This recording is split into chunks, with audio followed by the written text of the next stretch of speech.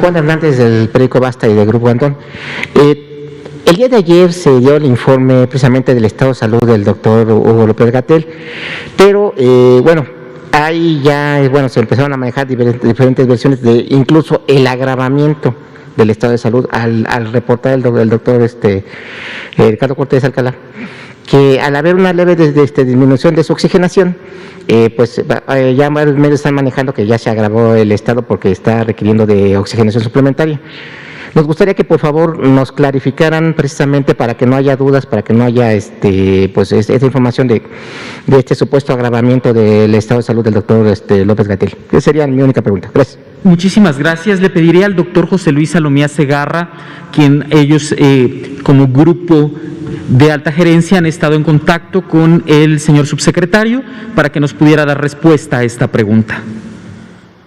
Con mucho gusto y sobre todo agradecemos la pregunta para poder hacer las aclaraciones correspondientes. No existe, es mentira, no hay ningún tipo de agravamiento del subsecretario de Prevención y Promoción de la Salud, el doctor Hugo López-Gatell. Al revés, la evolución en las últimas 24 horas ha sido favorable. Tuvimos la oportunidad de cruzar comunicación directa con él y preguntarle por su estado de salud.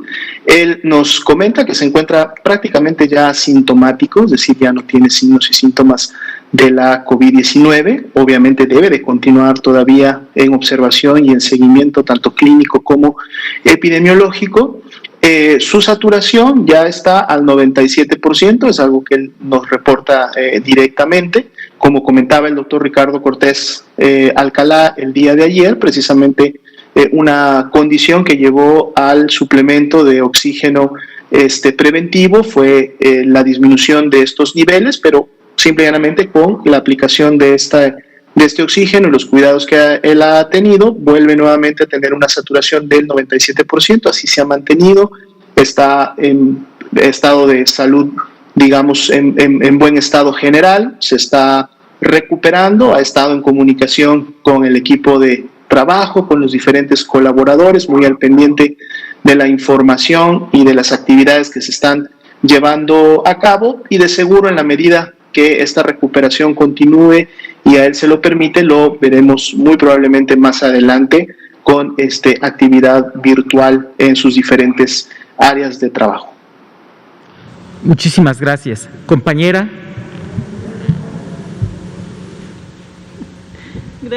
Gracias. Buenas noches, Liliana Noble, de Pulso Saludable. Tengo varias preguntas. Primero, doctora Lomía, buenas noches. Me gustaría conocer ustedes contacto del doctor Gatell por evidentes circunstancias, saber cuál es su estado de salud y si usted dio positivo a la prueba de la COVID o solamente el resguardo domiciliario, igual que el doctor Ryu, es por situaciones del protocolo que se establece cuando alguien de ustedes, en el circuito da positivo. Sí, muchas gracias. De hecho, aprovecho la ocasión también para, a través de su conducto y de los medios, pues agradecer a todas aquellas personas que han estado obviamente expresando su preocupación y su empatía con sus servidores, específicamente o especialmente con el doctor también Hugo López-Gatell. Muchas gracias por los buenos deseos de recuperación que han tenido con él y por la preocupación que tienen por todo el equipo, que obviamente estamos día con día atentos a la respuesta ante esta epidemia. Su servidor se encuentra solamente resguardado en base al protocolo epidemiológico que contempla que cuando una persona es contacto de un caso confirmado, debe de autorresguardarse hasta la espera de presencia o no, porque esto obviamente no necesariamente tiene que suceder si no hubo un contagio, de signos y síntomas. Su servidor ha mantenido ese resguardo, no he necesitado realizarme la prueba del laboratorio, me he mantenido 100% asintomático, no tengo ninguna manifestación clínica de la enfermedad de la COVID-19 ni ninguna otra, y si continuamos en ese mismo sentido, estaríamos ya cumpliendo 10 días completos este próximo domingo, lo cual nos permitiría obviamente a partir del día lunes ya podernos integrar a actividades presenciales esenciales. Muchas gracias. Gracias, doctor. Y doctor Ernesto, buenas noches. De esta explicación que nos acaba de dar de este hallazgo que nos ha presentado, no tiene que ver o no se le tendría que etiquetar como una variante mexicana, como lo han hecho con las otras variantes que se han encontrado en diferentes países, o si estamos hablando de una posible variante mexicana. Esa sería una primera pregunta. Sí, muchas gracias. Justo, qué bueno que preguntas, Liliana. No sería correcto nombrarla, de hecho no es correcto nombrarles variantes brasileñas porque tienen un nombre específico que es B.1.7, etcétera. Las conocemos de alguna manera así, brasileña, sudafricana, etcétera. De momento no es adecuado porque, primero que nada, no solo circula en nuestro país, el linaje con esta mutación se ha encontrado también en Canadá, en Estados Unidos, en algunos países de Europa y de África. Lo que estamos haciendo es que es lo que más estamos encontrando con mucho mayor frecuencia acá. Este es un dato que le tenemos que ofrecer a nuestros directivos de epidemiología para que empiecen a hacer sus estrategias y buscar mayores casos, etcétera, etcétera. Nosotros en Pango, que es un sitio donde se depositan y se hacen los análisis filogenéticos y filogenómicos, podemos hacer una solicitud específica para que le nombren de alguna manera a este clado específico, tenga un nombre en particular, pero no es adecuado de momento llamarle una variante mexicana, por lo que te estoy comentando. Creo que es importante que estemos analizando qué es lo que pueda suceder con esta variante que está circulando en nuestro país. Seguramente serán estudios, encontraremos, haremos un trabajo integral con mayor robustez. De hecho, déjame comentarte que este trabajo lo hemos realizado hasta este momento en el sector gobierno, con institutos como el INER y el INMEGEN. Sin embargo, hay una iniciativa muy importante por parte de la academia, por parte de los demás institutos que tienen una infraestructura muy grande, muy adecuada para poder hacer esta vigilancia genómica también. Se están sumando y vamos a tratar de hacer una mayor cobertura con un mejor muestreo para que todos estos datos tengan una mayor robustez. De entrada, pues es decir, aquí está presente, cerca del 80%, 90% de las secuencias que generamos tienen esta mutación, entonces es importante, pero de momento no creo que sea adecuado llamarle así. Y de esta variante que nos menciona, doctor, ¿ya se sabe si es más virulenta, si puede producir una enfermedad más grave, si el ritmo de contagio es más elevado versus otras variantes? Es acertada tu pregunta también, muchas gracias. Mira, tiene un par de mutaciones muy importantes. La más importante de ellas es esta que les menciono, que es una sustitución de T74478 por K. Se ha encontrado que esta mutación tiene de alguna manera impacto en una posible evasión a respuesta inmune, como el resto de las mutaciones que se encuentran localizadas en esta región. Justamente por eso son importantes estas mutaciones, porque pueden presentar un impacto. El principal impacto que hemos visto ahorita a nivel de salud pública es que ha aumentado su distribución, ha aumentado la forma como la que se está presentando. De hecho, ahorita les puedo decir que de los 70, 80 casos que llevamos secuenciados de febrero nada más, en el 80% de los 80 casos se presenta esta seguramente puede tener una mayor transmisibilidad, etcétera. Por eso sugerimos que se hagan estudios virológicos, que se hagan estudios epidemiológicos y clínicos, para ver si tiene o no tiene impacto en salud pública. De momento es la presencia de esta variante. Habrá que relacionar, de hecho estamos trabajando en eso con los institutos que te menciono, para ver una relación entre la parte clínica y la presencia de esta variante. Estamos revisando si podemos hacer ensayos de neutralización con pacientes que hayan sido de alguna manera ya vacunados y que monten respuesta a ver si estos anticuerpos son capaces de neutralizar este tipo de variantes. En fin, se tiene que trabajar mucho para poder determinar todo lo que tú nos comentas. De entrada, pues lo que sabemos es que son mutaciones importantes y no las tenemos que dejar de lado. Hay que estudiarlas, hay que trabajarlas mucho. Gracias. Y finalmente, doctor Cristian, quisiera que nos ayudara a aclarar el tema de los posibles o de los contagios. Entiendo que si alguien tiene COVID-19, bueno, dio positivo, se recupera, pasa el tiempo, 2, 3, 6 meses, a lo mejor hasta un año, y nuevamente vuelve a dar positivo al SARS-CoV-2 y nuevamente tiene síntomas de la COVID-19. Yo, y creo que el universo completo entenderíamos que es un recontagio. Si no es un recontagio, ¿cómo se le llamaría? ¿Depende del clado, la familia, la cepa? ¿O cómo se tipificaría a este individuo con estas características? Gracias. Sí, gracias por la pregunta. Nosotros, desde el punto de vista de vigilancia epidemiológica, una vez que el paciente cumple con una definición operacional, se le hace una toma de muestra, es positivo y efectivamente, como comenta, los anticuerpos a lo largo del tiempo pueden tender a la disminución de los mismos y este paciente puede tener un segundo evento. Para cuando nosotros hablamos del término de reinfección, primero tenemos que tener la certeza de que fue positivo en un primer evento y posteriormente se tiene que hacer la clasificación genética, la secuencia genómica para poder saber que son dos variantes diferentes. Cuando tenemos estos casos, se tiene y se habla de que este paciente ha sido nuevamente reinfectado por el virus del SARS-CoV-2. Gracias. No sé, un decir, si la variante de la que se infectó la primera vez se llama A, gracias. Si la variante de la que se infectó la primera vez se llama A y pasa el tiempo, es un ejemplo burdo, y vuelve a dar positivo, si se vuelve a llamar A, ¿cómo se llama eso que le pasó? Porque por lo que entiendo tendría que haberse llamado B. ¿O estoy equivocada? Perdón. Cuando tenemos dos variantes diferentes, estamos hablando de el término de la reinfección, en este caso. ¿Y si es A, si se vuelve a infectar de la misma cepa, cómo se le llama? ¿No se le llama reinfección?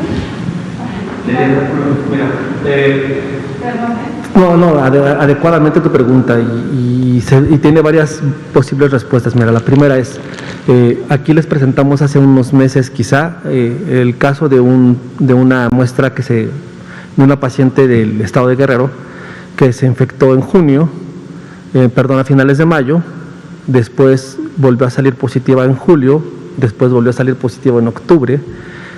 Tuvimos la muestra 1 y la muestra 3 y el clado, este era G y esta GR, eran completamente diferentes, se ubicaban en grupos diferentes, en clados diferentes. Claramente entonces hablamos de una reinfección porque estamos hablando de dos variantes completamente diferentes. En el caso de que fuera una sola variante, que fuera exactamente la misma, podemos hablar de dos cosas. La primera es que sea una persistencia, que el virus no terminó por salir del hospedador, en este caso del humano. A lo largo del tiempo ha habido casos de 10, 12, 14, 15, 20, 30, 50 días que siguen excretando virus. Entonces estamos hablando, por eso es importante que tenga un caso positivo, después que sea negativo y después que vuelva a ser positivo. Y la otra es que no haya montado respuesta.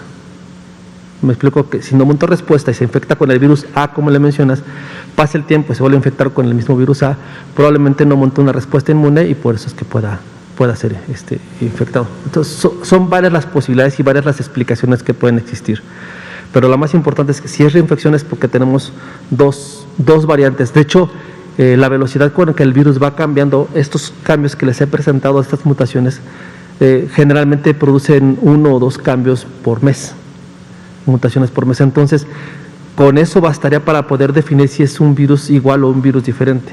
¿Por qué? Porque está cambiando. Entonces, a lo largo de 1 o 2 meses que se vuelve a reinfectar, con no tienen que dejar de ser del mismo clado o del mismo linaje, pero con que presenten un par, 2 o 3 o 4 mutaciones, podemos también hablar de una reinfección. Todo dependerá de cómo hagamos ese tipo de análisis, pero más o menos esta es la explicación más acercada a la pregunta que tú nos haces. Nuestro compañero. Hola, buenas noches, Arturo Contreras de Pie de Página. Entonces, solo para precisar, todavía no se sabe sobre la capacidad de las vacunas para este tipo, para esta variante que se tiene ahora en México, ¿no? La B100, bueno, la que se tiene 80. Ah, esa, la de ahora, ¿no? Entonces eso, y saber si estos estudios que hace, por ejemplo, dicen que las secuenciaciones que han hecho durante todo febrero, cerca del 80% tienen esta mutación. Entonces, saber si esto es representativo a nivel nacional, ¿no? Entonces, una segunda pregunta. Hoy la Organización Mundial de la Salud sale a decir que es muy necesario estar teniendo muy en cuenta a las personas que tienen COVID largo o reinfecciones, ¿no? O que presentan síntomas pues en un periodo extendido. Entonces, saber si hay una atención especial o si se está planeando en tener algún tipo de acercamiento especial desde la Secretaría de Salud con este tipo de personas.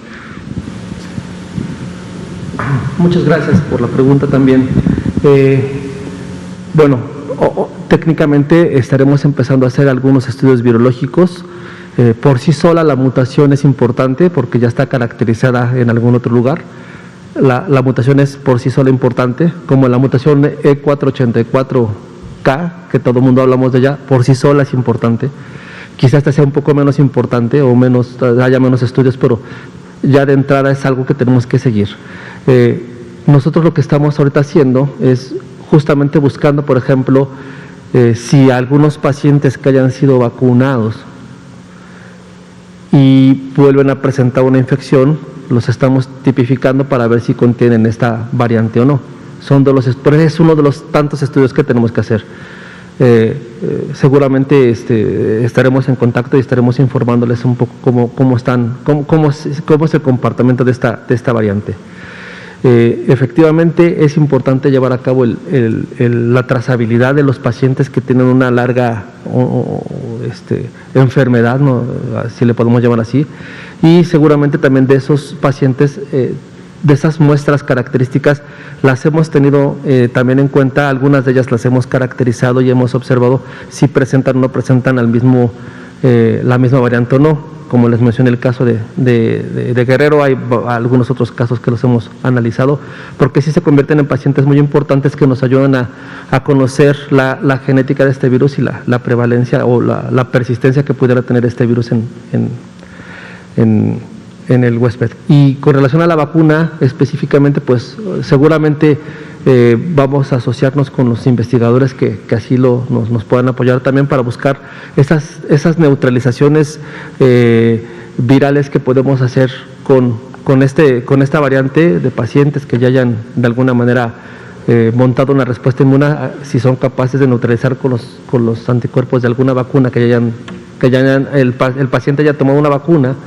produzca anticuerpos, ocupar sus anticuerpos para neutralizar este tipo de variantes. Y de las que vayan circulando y de las que vayamos encontrando. Son estudios que se tienen que hacer. Seguramente las estaremos haciendo para poder tener información certera.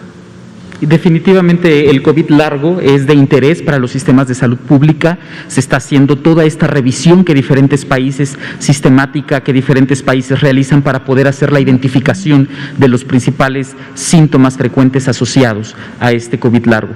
Y les estaremos informando en sesiones diferentes.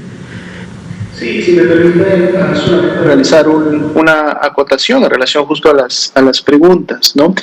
Lo importante precisamente para el tema de la salud pública y en relación a las mutaciones, a las nuevas variantes, a las reinfecciones, es precisamente poder identificar de manera oportuna, y esto no solamente es un trabajo del país, sino también de obviamente de todo la congregación internacional que estamos en el marco de la salud pública, cuáles pueden ser los potenciales impactos negativos, obviamente, que estas mutaciones, variantes o reinfecciones pueden producir.